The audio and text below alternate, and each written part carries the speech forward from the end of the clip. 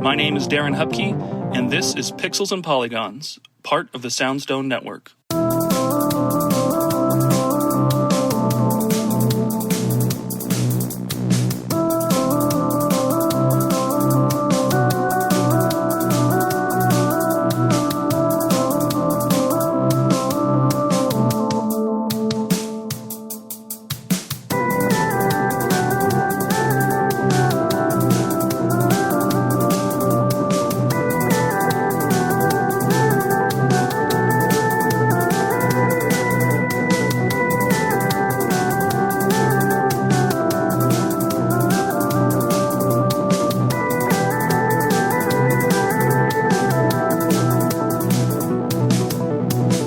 Hey everybody, welcome to a new episode of Pixels and Polygons. It's the conversational podcast about video games hosted by me, Darren Hupke.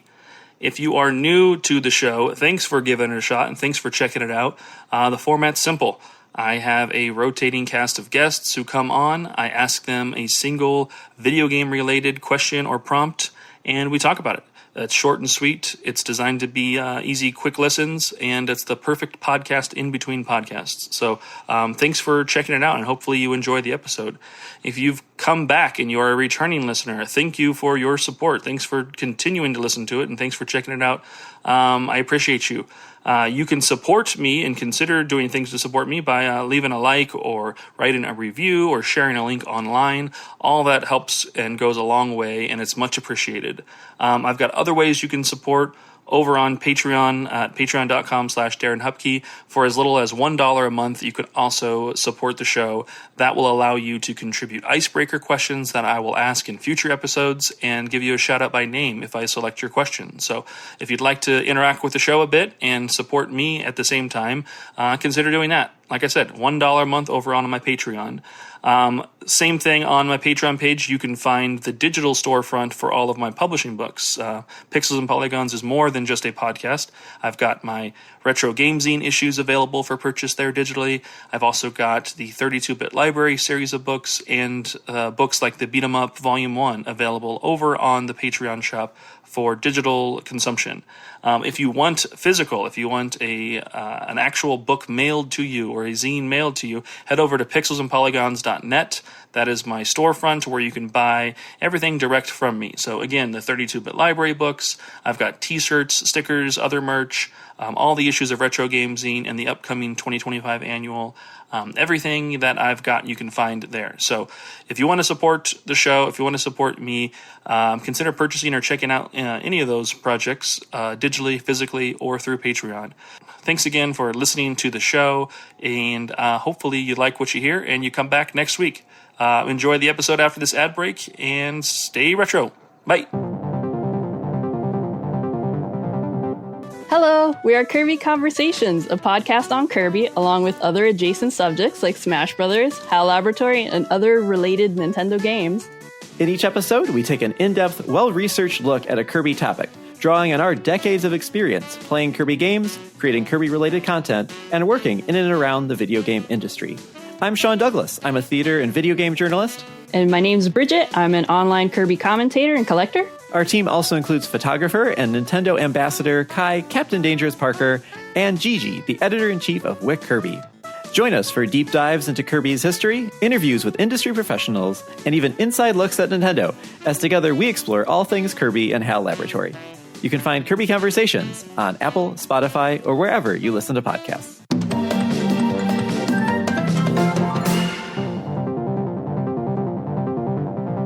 Anyway, welcome to Pixels and Polygons, a conversational podcast about video games.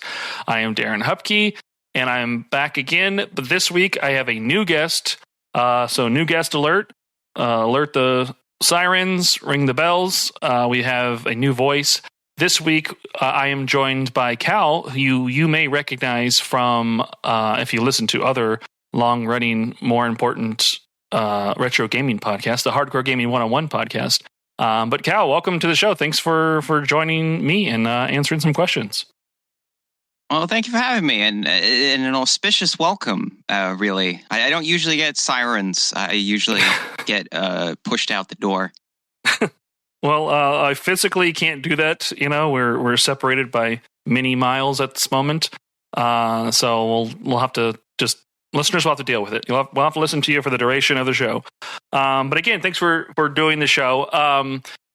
You're one of the hosts of the Hardcore Gaming 101 podcast. How long have you been doing that? Do you want to maybe fill in folks who maybe don't know much about you? Give us a little brief bio. I mean, that one, we like, we don't like to look at the duration of the top 47,858 games of all time podcast because it's got to be more than 5 years. But I think I I start counting back and I'm like, oh, that's going above 5 years. How many years is that going to go back? Because if that number like hits like 10, it may have hit 10. I'm like, that seems like too much. That's like that's a lot. Because we do it's a weekly podcast and it's like multiple. We kind of like changed our format like 4 times because we've had been running for that long. So at the moment, it's like a weekly one where we release one a week and we release one for patrons. But we also did a bit where we release multiple ones a week. And what we do is we talk about like at the moment it's 2 games an episode and one for our Patreon listeners separately released. And we rank the games that we talk about on a big list. And so the cool thing about the big list is it's huge and everyone hates it because it is every game that we have ever talked about on the show formally. We obviously name drop other games as we go for reference, but in an order that is supposed to be scientifically, objectively correct. And that is like the top game is Tetris, and they keep threatening to put stuff above it, but I really hope they don't succeed. And then at the bottom, I think it's still the Fabulous Wonder on the Commodore 64. Well, right now, it's Rise of the Robots, actually, 1523. Did I manage to put Rise of the... No, I must have. Okay, I must have forced Rise of the Robots there. Thank you for... I don't have my own list open, but apparently you do. Oh, yeah, I popped it open, yeah. Oh, yeah, it's I really... Thank you. I'm not going to forget that Rise of the Robots is at the bottom, because I kind of know where... I put a lot of the games on the list, but all the ones I didn't put there are in the wrong place as far as I'm concerned. I usually know where stuff is, or to some extent. But really, the show is more about trying to talk about the different games that we cover, and both what they kind of like are and what they are. So it's not just like this is literally what the game is about. It's kind of like if it's got an interesting history, we might talk about that. If it's got interesting reviews or reception, we might talk about that. Episodes are, I'm going to say, only about an hour long, but that I think is now, they're 2 hours long because it's an hour per game. Sometimes that means we can't fit in everything, so it's just kind of what we think is the most important thing to talk about. But a little bit like this podcast, which I'm under the impression it is done like this, it's also pretty live. We only kind of edit for time and like waffle, so it's not a show that is just strictly scripted and edited down. So an episode will end up whatever it is. We try and keep it relatively listenable, is one of the important things. So if it's too dry, we'll try and make it more interesting for our listeners. And we think it's pretty good. We think the show's pretty good. We keep doing it, and we're gonna keep doing it as long as we physically can. But that's an offshoot of Hardcore Gaming 101, which is what I guess it's like the Hardcore Gaming 101 podcast. But the actual podcast as well, we've been doing an iteration of podcasts for Hardcore Gaming 101 for, now that's over a decade for sure, because we did a couple of different podcasts for Hardcore Gaming 101. Like, over the years, I think the site founder, Kurt, did like one gaming podcast, like an episode like 15 years ago or something. Like just gave it a stab, so we can say that we're an extremely long running one. But I guess it's people who listen to the show. I should say, not like the show. People who like the show, but people who listen to it seem to stick with it. So I guess we're doing something right in that regard. Yes, I'm a listener. I have been for probably about 5 years or so now. It's a good one. I mean, it's my commute is a lot longer now, so like now I definitely can like add in a few more podcasts into the mix. So That's terrible. Yeah, I mean it's a long commute, so you know I gotta add something to keep me entertained. So yeah, I like to pop in episodes, obviously, in the week to keep things exciting for me, and I think it's great. I was actually going to ask you about that because Kurt from the the website proper and whatnot. Mm-hmm. He's I've worked with him on some of the books that I've done, the 32-bit library books and everything. Yeah, awesome dude and everything. So I was actually curious what his involvement was with the podcast. Like, did he just fall off years ago, or did he initially start it and then just hand it over? But yeah, I didn't realize it was. Oh, well, if you if you really want the little side details, it was. The podcast itself was mostly started originally as a game club, so it was a monthly game club, and so we would play a game all together, and then we would talk about our experience playing that game. So it was kind of like, because like a lot of older games, some of those games were intended to sort of be played blind, but also with a community, like just with a group of people. So like if you were going to a school or whatever, you would talk about a thing as you were trying to play through it. And so we did that for a bit, and we got, I don't remember the number of episodes out of that, but we then swapped from the game club format to we just talk about games that we have intentionally played. We also take nominations from listeners, so we get kind of like a very wide set of games. But that was started in the Hardcore Gaming 101 forums, and part of it was to give the website a podcast, because obviously it mostly covers games. It doesn't have a lot of audio content. Current and we've tried like video stuff on and off as well. It's just it was one of the things where you're like, all right, well, people like audio, so we should try and get audio, and we tried some video as well and that sort of thing. Like it's trying to keep the website current. I don't think doing podcasts keeps the website current at this point in time, but yourself, if you're you listen to it for several years, that's like people listen to it. So we're like, all right, well, we're happy to keep making it. And I also do think like, commutes are like our number one like listener base. It's like people that are stuck with nothing else to do that want to listen to something. That's our captive market, which is good, I guess. But yeah, like it's Kurt has not too much influence on the show, but I try and drag him into episodes whenever I think that it's something that he would be interested in. He's on, I don't know, like a few a year, but other than dropping in help for us, if he's done any research for like the books or the site, he might say, hey guys, here's some information about this thing you're going to be doing, and so we might incorporate that if he's not on the episode. But we're rudderless. We choose our own direction based on the tides. Oh, cool. Well, that's good to know. Yeah, I had never known that. So, good back history for me to ponder about as I'm listening to random episodes. And cut out of this episode entirely for time. No, I don't edit. You are correct. This is unedited. We do it live. Fuck it, we'll do it live. And that's how it works. Well, so I shouldn't have said all those terrible things. Well, if it's really, really terrible, well, I've edited it out, and we'll let people think that maybe you have said some really, really terrible things that have been edited out. But it's gone. They'll never know.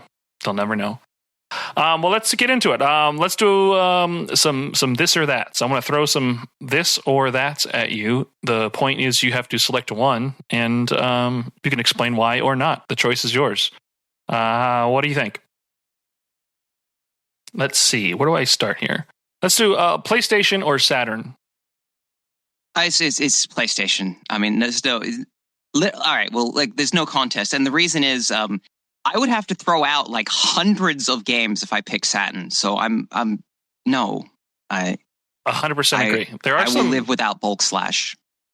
There's people. There's those Saturn fans who I feel strange thoughts for, but there's people who love it. But there's no way you would be able to pick that over the PlayStation.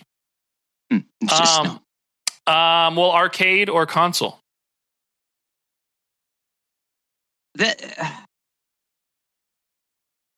That's much tougher. That's you're making me choose between the children, right? Like,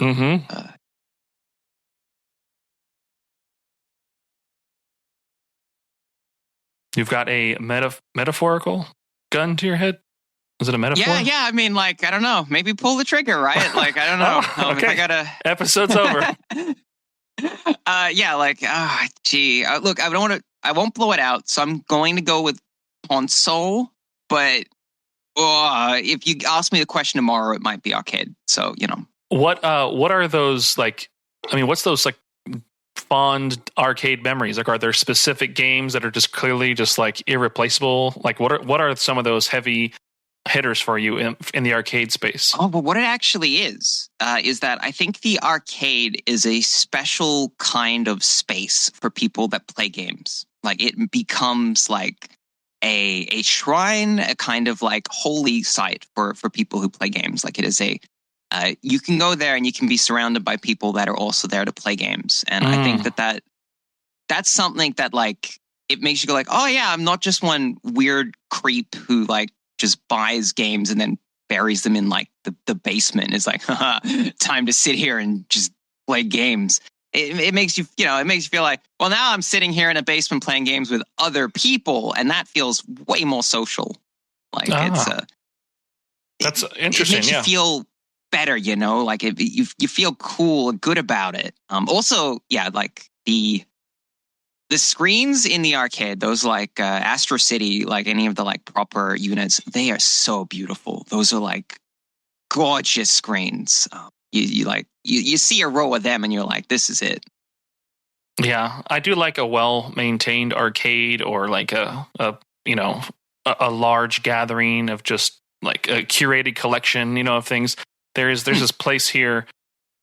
We've only been to it once, and it's not even that far from where we live, but we took my oldest daughter there once for her birthday, and they're only open. It's in like some odd like business complex, and they're only open for like 4 hours a night. Like, they open once the other businesses close, and from like 8 p.m. to midnight or something like that. But you go there, you just pay $10 or so, and then all the games are free play, but they're all like organized by like genre and era and everything, and they're all well-maintained cabinets of like all styles, and it's just really neat to kind of go in and see like what it may have been like, even essentially back when these were like new games and everything. But yeah, just something really entertaining and warm and fun feeling to kind of go back and do that. Because it's like there might be like 30 machines in like a small arcade, like 30 machines. This is a small mid-size arcade. That's like, like I can open up like my Steam, or I can lean over and look at like a stack of CDs, and like that's the whole arcade, like right there in that like screenshot of Steam, or like that little pile there. But it's much more tangible and much cooler when it's a row and you're just seeing them all fire off at once. It's a special feeling. It's very cool. Yeah. I know I said we do this live. This is literally the first time this ever happened. My doorbell just rang for 1 second, and with no other child awake, I need to go see what this is really quick. So this will be a brief, strange pause, not known for this podcast. Give me 1 second. Don't edit it out. I'll keep them warm. Going. Yeah, keep them warm. Give us your thoughts. Like I'm working the material here. All right. Welcome to the top 47,858 games of all time. We objectively, scientifically, and definitively rank the games that you nominate. Today on the show, I'm going to be talking about Dangan. That's right, Dangan. This game was developed. I usually say developed because it's nominated by me, obviously. But it was developed by, what's their name? I don't have the disc here, but it's, they did that like school fighting Saturn game. Like, it's not called Rumble. I think it's like translated to like Rumble in the School or something. They did that. You can find him. It was published by KSS in 2000, I think. 2000. It's a Japanese exclusive game. It's pretty good. It's like a top-down shooter, but they kind of don't really understand how like a shooting game works. So it's more of like a top-down beat 'em up, and it runs really badly. I don't know why they did it like that. Like it's pretty poor for like a 2000 game. Like it's very badly optimized. It's like pop-in. How do you get pop-in on a top-down game? But they pulled it off. And there's like, there's 2 playable characters. No, one of them's name is Siegfried? Nah, that doesn't sound right. But it's like a boring name. I'm going to be very curious to know what this is. Going back to listeners, I would like to even maybe just release it and have me hear it live for the first time in the actual posted episode. That could be a nice roll of the dice.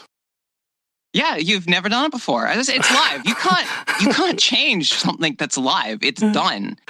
Well, thank you for doing that. It was a delivered pizza that my wife ordered, and the lady was not going to just leave it at the door. So I'm glad I did that. I didn't realize that my wife had ordered pizza right now for me while she was out of the house. You get pizza. All right. Okay. This is a pizza show now. Yeah, now we are on the most unique episode of Pixels and Polygons. Appreciate y'all for listening. Thank you, KaL, for keeping the mic warm. We are going to keep it interesting and actually not edit this out, and this will be fun. But let's continue with the this or that. So we'll do one more. Let's see. Let's make this a good one. Let's have you. Oh, I said good one. Now I'm putting pressure on me to actually pick a good one here. This is going to be a random one. Let's just say Shenmue or Yakuza. Well, this is going to be disappointing maybe to Yakuza fans, I guess, but I haven't played a single Yakuza, so it's going to Shenmue. It's a default. I'm sorry. It's like I own like 3 of the Yakuza, but it's one of those series that, has hit the point where I'm like, all right, I understand you could onboard it like several different games, but I'm like, well, I should at least attempt to play an early one, but then I don't want to play all of them, but there's a lot of them. My intention is actually to play the one that no one wants to play, the zombie one, yeah. Dead Souls or something. Yeah, I'm like, I don't care. Like that one sounds like the one that's for me. It's gonna be crap, but I don't care. That's the one that sounds like it. Like that's funny. The mangy bastard of the franchise. That's my dog. Yeah, that series is just one that's gotten away from me too. Like I wanted to play the original, and I did. I played like a demo for it, and was like I wanted a cool beat 'em up on the PS2. This will be fun. And then I just never got around to actually buying it. And then by the time I knew it, a sequel was out, and I was like, okay, well, eventually I'll get these. And then suddenly there was 12, and it has a new name, and it's a new genre now, and there's been multiple spinoffs, and I just like, I have no idea what's going on anymore. So I in my head, I think I'm going to play like some of those like remade ones, the Kiwami ones, but I've even purchased them, but I've just yet to ever boot them up and play them. So maybe one day, but at that point, it's been since that original release, it's probably been 15, 20 years, I have no idea when I'll ever actually get to them, but I like to think I will. Big backlog. I understand it. All right. Well, let's, we finish with that. Let's do an icebreaker before we get into the main topic and main question. I've been liking this question a lot, and it may have you think for a moment, but do you have a favorite or one of your favorite mini games or game within a game that you can share? Is there? Oh, okay. I don't remember a lot of anything that I do ever. Yeah, I'm the same way. Give me a sec. This is going to be a low one because my head's now full of mini games, but which one will actually rise to the surface here and get answered? Cream that will rise to the top. Yeah. I mean, mini game. Oh god, it's just now I got that stupid Mario Party one. Of course I do. Why would that? It's going to be tough to shake. The one. It's the one. You know it. If you've seen the things, you'd know it. It's the stupid one when they're on the balls. I really like the ball bouncing one. That one's really good. Yeah. That can't remember the exact name of it, but yeah, they're on the balls. You knock them off the balls. It's like it's like Reactor, the arcade game, and Is it like the Namco? Is it Namco that did like a ball knocking game as well? They must have like called like Gravitos or Atmos or something like that. Those are fun, and it's a good instance of that kind of thing. There's a mini game that I can kind of like picture in my mind, but I can't remember what it's from. But I was like, this is as good as the main game. I'll just play this, but I don't want to drag this out. So if I ever remember it, I'll yell it in the future. But yeah. I mean, let's just go with like I remember the Mario Party one. So that's pretty good. That means that it was distinct and fun. Okay. All right, there it is. That is a choice. So you've had some extra time to get the juices flowing and everything, and get ready for the main episode topic because you helped fill the mic while I had to walk away. But we are now ready to answer the main episode topic. And one of the questions you selected to answer is the evergreen one that I love. Like, if I could pivot this podcast to being just one question again and again, this is what I'm going to pivot to. But that day is not today, but I'm glad you still selected this one. But what is an average game, or a below average game even, that you love that doesn't get enough attention? So, KaL, what is that game for you that you wanted to bring to the show? The answer to that is, of course, Konami's, what is it? It's 1996. It's 1996. Absolutely in no way smash hit. Speed King. And if you are not from Japan, and also for some reason you managed to see one kicking about, also known as Road Rage, which is genuinely one of the worst selections for what the game is I could genuinely come up with. It's like just a terrible, terrible name, because it's Speed King. It's basically if Konami made Wipeout is essentially what it is. Mm-hmm. Technically, it's a PlayStation game, but it's actually an arcade game. But where did you play it at? Did you play the PlayStation version, or did you play the arcade version? I've never even seen the arcade cabinet for it. Actually, wait, wasn't this? Didn't this have like a really bizarre, like overly expensive and irrational like arcade cabinet? Or am I confusing this with a different game? No, you are not confusing it. You are correct. So this one, the arcade machine, is Konami's Virtual Gear, which is the best I can give you is those like big like space shuttle things like that you could put at like fairgrounds and like indoor like amusement centers, where it's like you pile like a couple of rows of people in and they kind of like pretend to go like on roller coasters and stuff, and they like bop up and down and go side to side. It's basically that scaled down to one person. It just fits one person, but it can do full 360 degrees rotation. So it's kind of like a little bit close to like, I don't know, an astronaut trainer or something. Like it moves all over the place, and it takes a lot of space. It's relatively expensive.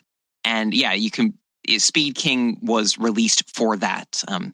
I think if you've seen one of these machines, I think it's much more likely that you would have seen an GTI Club in it, because I believe that was semi-popular.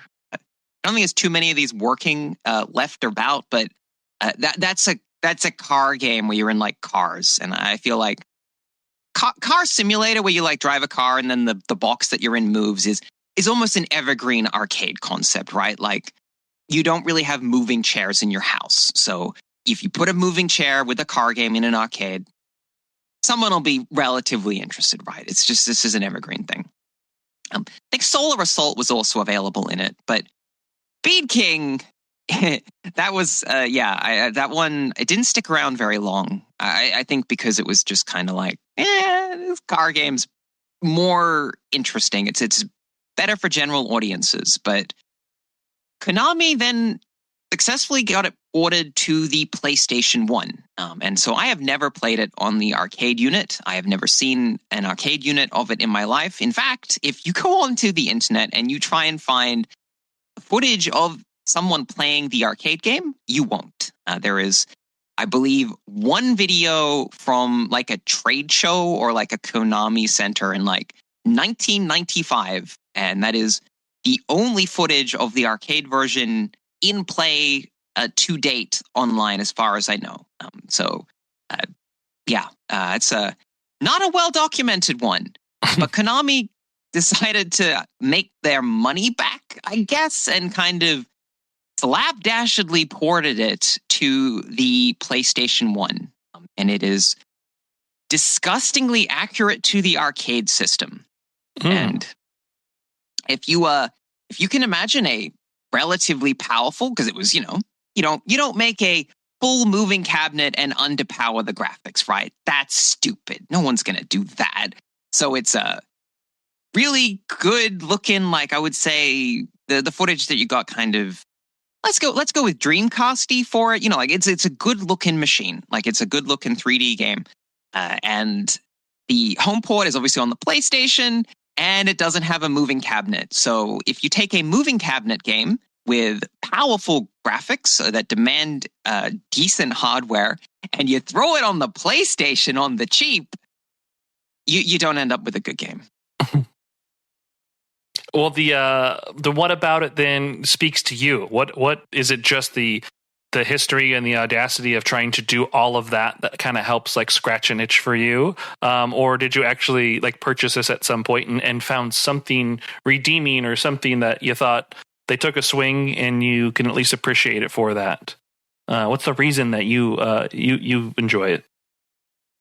So I didn't know that it was an arcade port when I originally picked it up. Now, the reason I started playing it is very simple. It's that it supports the Negicon, and that's the Namco's Twisty controller, the Negicon. And that's I automatically think that any game that uses that is fun, and I really like Wipeout because that's also one of the that's one of the best games that use the Negicon. It's very famous for it. It's sometimes considered, at least like in PAL territories, the Negicon is kind of considered like, well, you play Wipeout with that. That's what it's for, because it's very suitable for that. It's a controller that you actually twist to turn, so it's kind of a fake hand wheel that you just kind of use. It's got triggers and that sort of thing, and it works really well for playing Wipeout. Once you played a lot of Wipeout, you look at the library of games that support this controller on the PlayStation, and you very quickly arrive at Speed King or Road Rage in PAL territories, but don't play the PAL version if you can help it. It's also really expensive, I think, because it didn't sell well because it's not very good. But a 50 hertz like downgraded port is one you probably want to avoid for a budget release as such. But so I played it, and I'm like, well, this isn't very good, but I'm going to stick with it because there's not like a wide selection of future races that by default support the controller that I'm enjoy using. And as I got over its quirks, and it has a lot of quirks because it's like a very strange game to play because it has this arcade provenance. So it makes sense when you understand that it's a direct arcade port because it's very floaty. And when you hit a wall, if you hit it too hard, too fast, the game does the funniest thing, because in almost every other game that you will ever play, when you hit a wall in like a racing game, one of two things will happen. Your speed will either go to zero, or you'll just kind of like bounce off it, right? Like that's like the most normal two things. In this game, if you hit a wall hard enough, you do a full 360. And you may do a second full 360. So you bump into a wall and you'll do a 720. And the reason it does this right is because if you're in a moving cabinet, knocking into a wall and doing a 720 probably feels pretty cool. Like, whoa, I crashed. But on the PlayStation, you're just like, what the hell? Why am I spinning? This is so stupid. Hurry up. Let me drive in the driving game. But like it's very floaty. All of its like mechanics are like exist to show off this moving cabinet that obviously doesn't exist for your home console. And you have to kind of get used to its weird quirks. But because it's made for this weird floating cabinet, it has this like interesting floaty realism to how it works. Because you basically you got your standard turn in your like hover car, which feels very much like a hover car. Like it, and I believe this is intentional as well. When you try and take like turns, you have air brakes. You got your left air brake, your right air brake. They might be boosters. I don't remember. They achieve the same thing, but your like car kind of like leans up, it drifts upwards. So it's kind of like on a rocker. And I'm pretty sure that if you were in the actual cabinet, it would have moved a little bit. So you kind of like, whoa. But most future racing games kind of aren't going to be designed like this. So what you end up with is a interesting to-play game. And counting that you make sure you're using something with analog controls, even if you use some sort of like analog stick that can go into Negicon mode or something. It's actually a pretty playable game. It has a terrible frame rate because they may have just reduced the draw distance until it got a relatively stable frame rate. But I'm not gonna lie to you. The game is not good. It's a game that if you play it enough, you'll be like, maybe I like it now. Maybe I can see what it was doing. But you kind of do have to squint. You do have to be like, This is like this because it's designed for something completely different. And also, I have to put it in first-person mode because adding those extra polygons from your like space car on the screen. That'll kill your frame rate. You have to put it in first person. Oh boy. Oh, I do remember now. I came across this game digging in, doing some research on Snatcher. And Konami threw like a bunch of like references to a lot of their properties, not just, Snatcher and stuff, but threw a lot of references in the game. Like, are they like obvious? Right. And are they like in the PlayStation version of it? Are they like obvious and out there? Like, is it still like Neo Kobe where the races take place and everything? Or is it just not like you have to like read somewhere in some loading screen to notice any of that stuff? It's an interesting game, yes, because yes, it is set in the Snatcher world. It is probably literally set in Snatcher world. It's a racing game. It doesn't have any real plot, as far as I can tell. There may have been a plot somewhere, but it's not shown in the game in any real sense. But yeah, so you've got it's set in Neo Kobe. I believe it is explicitly the Snatcher setting as such, and that's because I think the original arcade release was I think it was 95 when they were shopping this one around. So it was basically like a very intentional, Snatcher, totally. That's got a future hover car in it. So this is the racing game of the future hover cars. That part makes sense. It doesn't really lean into it in the game, but yeah, like Namco does with Ridge Racer, all of the vehicles that you drive, and they're all like F-Zero or Wipeout-y kind of style future cars. Some of them are a little boring looking, but fortunately it has a bunch of secret cars that are definitely not boring looking. But a lot of them are named after like random Konami properties. It doesn't factor into anything. But there is a car called the Jungler. This game has a Jungler reference. That's bizarre. That's like Konami's kind of crappy Pac-Man maze game, and it's like you could drive the car from the arcade game, which obviously doesn't exist. But they got two different Metal Gear references. One of the cars is named Metal Gear, and one of them's named Solid Snake. Why not? Of course. It's very general lip service to it. It doesn't mean a lot, but there are secret cars, and so in those secret cars, there is literally the car from Snatcher. The blue hover police car that is Gideon is his name, isn't it? Gillian, yeah. Oh, Gillian. Okay, yeah. So his car is in it. This game doesn't have drivers. There's no pictures of drivers. Some racing games do that, but this one doesn't. So you don't get a picture. You can't confirm that it might be the guy. But it's I think it's called a tricycle. At least it's called a tricycle in the game that I'm talking about, Speed King. It's called the tricycle. I guess it's a tricycle. Snatcher, probably it is.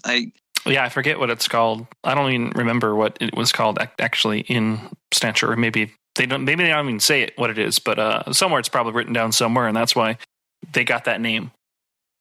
I would expect so. Like, because like, it's the cop from Blade Runner, right? Like, it's the cop from Blade Runner, but they kind of like smudged it a bit. So now it's in this game, which is good. And it's got like the weird stuff is that if you play through this game into like the deeper part of this game, which is it's got like 4 tracks. It's technically 5, but the 5th track barely counts. But it's got like 4 tracks, so there's not much going on. But yeah, like if you get in there deep enough, it's got Twinbee in it, so you can it's just Twinbee. It's just literally a 3D Twinbee. Like it's him. I don't know if that's the first time Twinbee shows up in a 3D game. It might be. It's Twinbee from Poppin' Twinbee. Yeah. That'd be interesting. That'd be cool. He's in there, and it's you've got. I'm not going to get the name right, but it's like Ajitsu.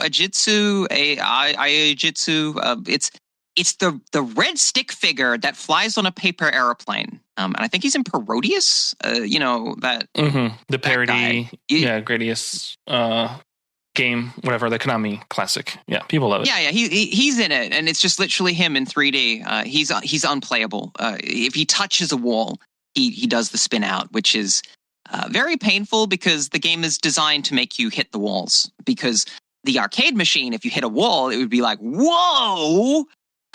So it kind of like filters you into the walls a bit unless you're really, really good at some of the tracks. So he's basically unplayable. And of course, it has the Vic Viper, which is the ultimate unlockable vehicle in this one.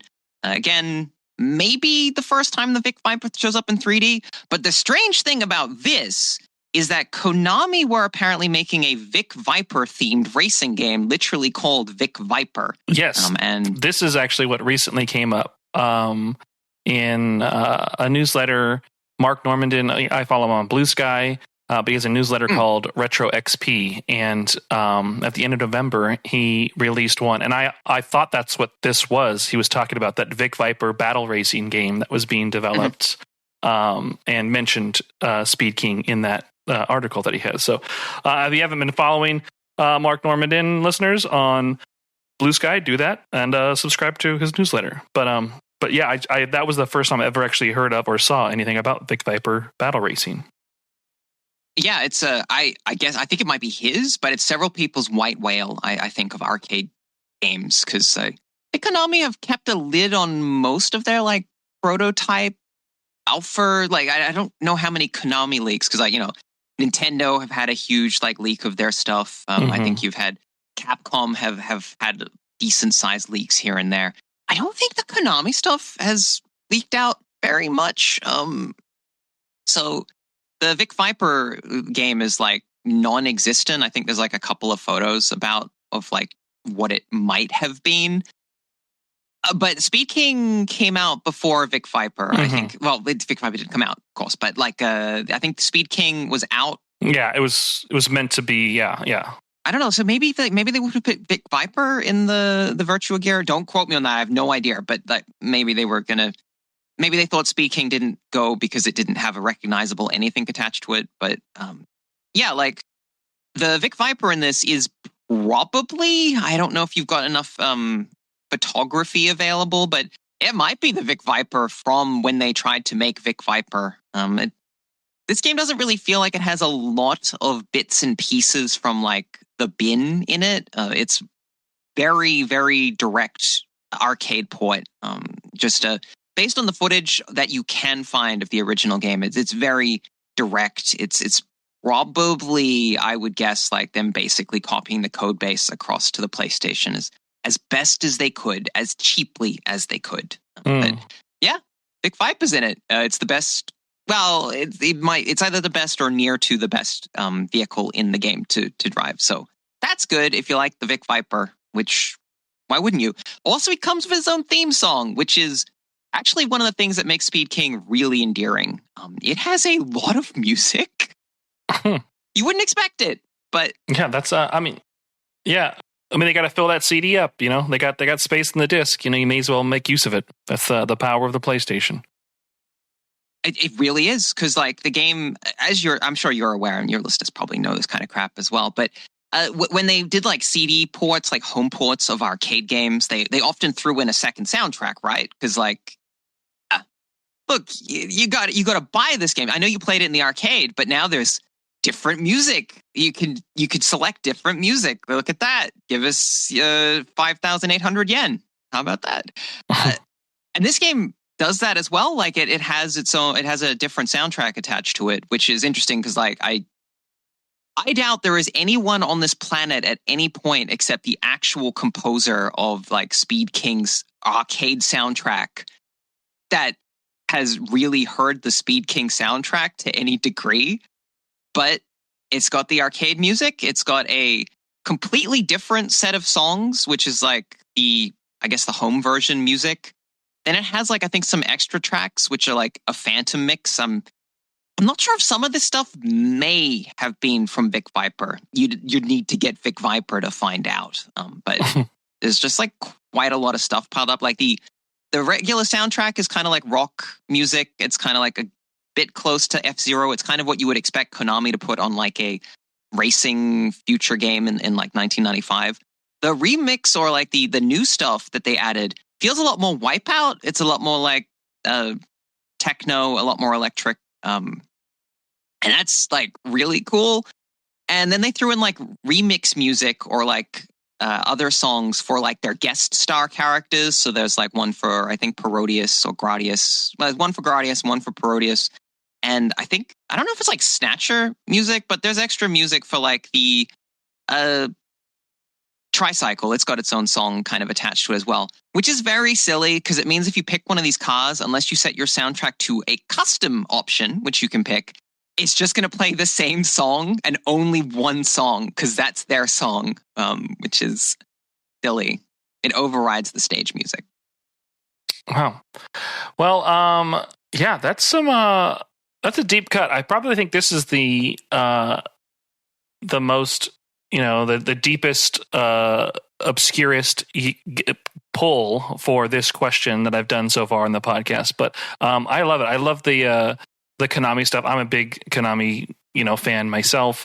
Having been like, Metal Gear, Snatcher, Gradius, like there's just too many good things that Konami has done and pretends to not ever want to do again, in these recent years. But yeah, Speed King or the not as cool title, Road Rage. Road Rage, which is that one sounds like to me, Road Rage sounds like someone making like a Carmageddon style knockoff game, like. But like either like way worse than Carmageddon, like trying to be super edgy, or trying to be like very clean but still get the Carmageddon mark. I don't know which way I'd go with it, but it's funny that your mind goes to the potential knockoff thing because my mind similarly, it just reminds me of the Simpsons Road Rage, which was essentially the Crazy Taxi knockoff that I think they ultimately were like sued for or something, or maybe it was Hit and Run that they were getting beef for. I don't remember, but there was some controversy with one of those Simpsons games. They were not thrilled about that, which is like, we own taxis and arrows. Come on, Sega. Seriously? They've got the rights to it. Hey, we got to respect Sega. Arrows are their thing. But no, cool. Thank you for coming in and picking this game and bringing it to the show. But I mean, that's the point. That's what the episode is. That's what the topic was. And we did the thing. So we answered the question, y'all. Thank you for listening along. Thank you again, KaL, for owning the hot mic while I was dealing with my interruption. But again, we do it here live. It's a time. Uninterrupted. We do it here live. So what would you like to plug or promote or share? Would you like people to follow you or find you anywhere? Is there anything you'd like to maybe highlight or broadcast before we wrap the episode, KaL?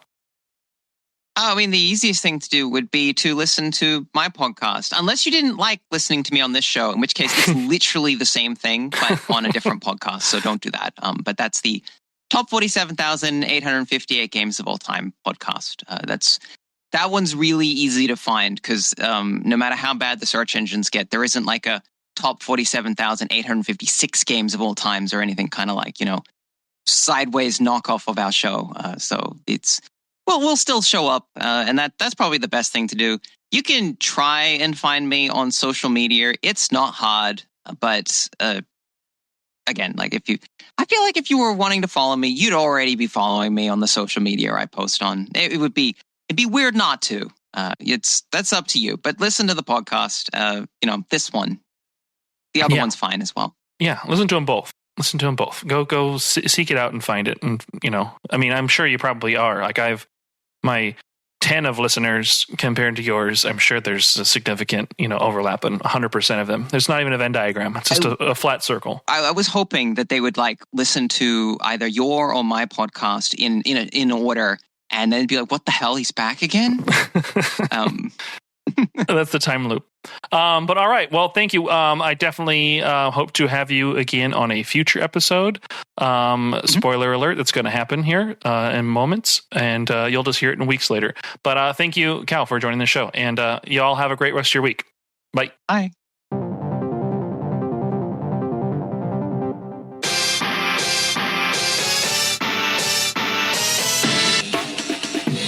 Listen to Flashback 64, the chronological Nintendo 64 podcast. Hosts Gooey, McKenna, and friends flashback to the 90s and early 2000s with a look at the Nintendo 64's catalog and its contemporary cultural and historical context. Starting with the console's launch titles and proceeding in release order, we discuss classics like GoldenEye, Super Mario 64, and Star Fox 64, as well as some not-so-beloved games, lesser-known titles, and everything in between. Along with game-specific deep dives, we also cover other bits of pop culture from the time, like films, music, and more. Subscribe wherever you get your podcasts.